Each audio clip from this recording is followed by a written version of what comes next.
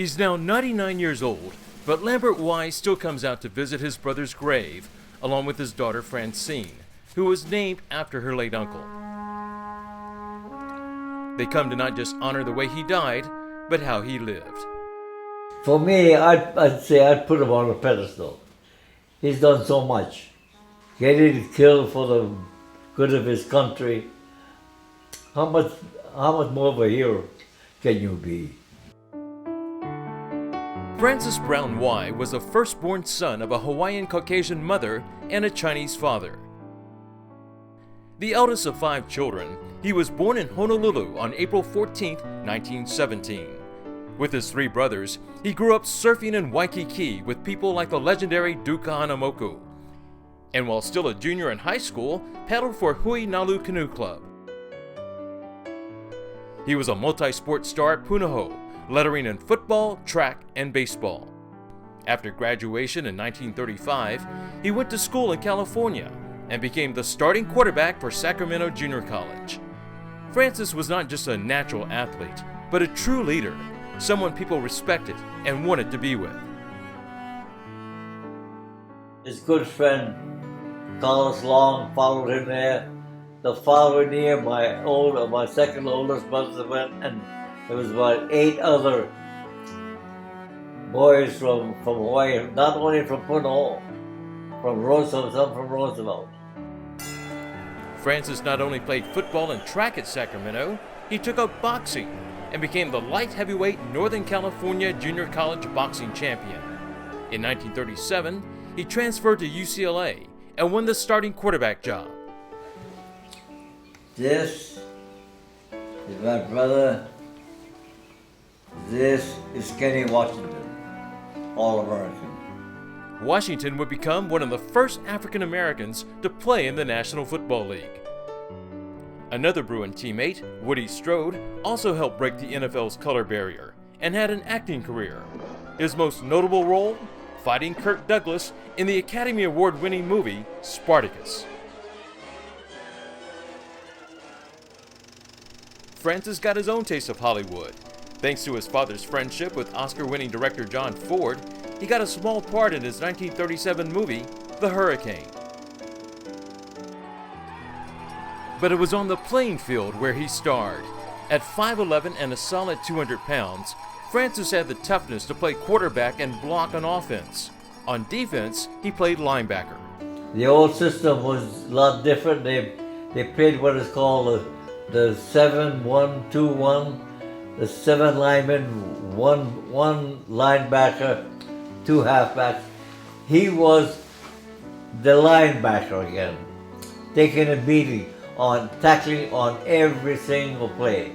In 1938, after leading UCLA to a 6-4-1 record, the Bruins got to play the University of Hawaii in the first ever Pineapple Bowl. It was a happy homecoming for Francis as UCLA won the game 32-7. After graduating with a degree in banking and finance, he returned to the islands. Francis was planning to work for his father, but enlisted in the National Guard. He later went to officers' training school, eventually rising to the rank of captain. He was a leader. He was an Oriental leading a national football powerhouse, which was unusual and a pioneering effect. And then when he went to officers' training school, he got his bars. They assigned him to lead the 25th Division, and again they pointed out that he was an Oriental leading an all-Haole Army group, and that showed leadership. That trait would cost him his life. His unit became part of the 24th Infantry Division, which would see action in the Pacific. On October 20th, 1944, he was among the 5th wave to land at Red Beach at Leyte in the Philippines. Finding the soldiers pinned down and leaderless, he took command and rallied the troops. The soldiers were afraid to expose themselves so that they knew where the pillboxes were.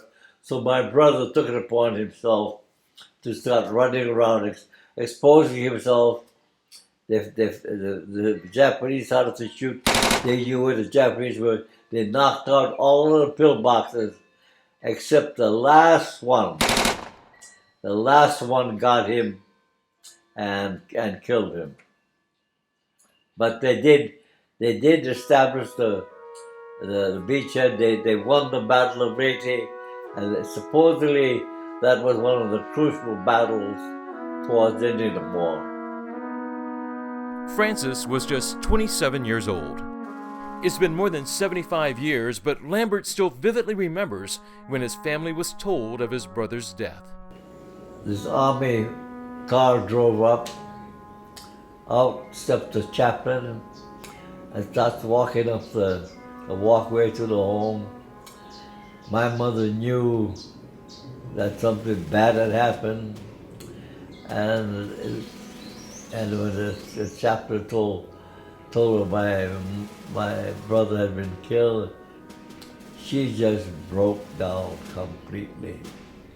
It was a very, very, very sad sight. He's a larger-than-life figure in the family. Having not known him personally, what was outstanding to me was the fact that whatever situation he was placed in, somehow everyone deferred to him. Everyone looked at him as the responsible one, the one that would take charge. Particularly when I went to UCLA, he was a leader at a time when the schools were only beginning to integrate athletes who were African American, not necessarily in the school so much, but in sports. And it was really clear that he served as a leader and he was well trusted. So I think if anything that I tried to emulate, it was just being a leader and someone that was responsible in life. Francine represented the family in 2014 when her uncle was inducted into the UCLA Athletic Hall of Fame. But his greatest recognition came in 2000. Following a review of Asian American soldiers in World War II, President Bill Clinton upgraded his Distinguished Service Cross to the nation's highest award, the Medal of Honor. Francis is the only Chinese American to ever receive it. His brother Robert accepted in his place. Captain Wai's extraordinary heroism and devotion to duty are in keeping with the highest traditions of military service and reflect great credit on him, his unit, and the United States Army. The Wai family donated his Medal of Honor to the U.S. Army Museum at Fort DeRussy in Honolulu.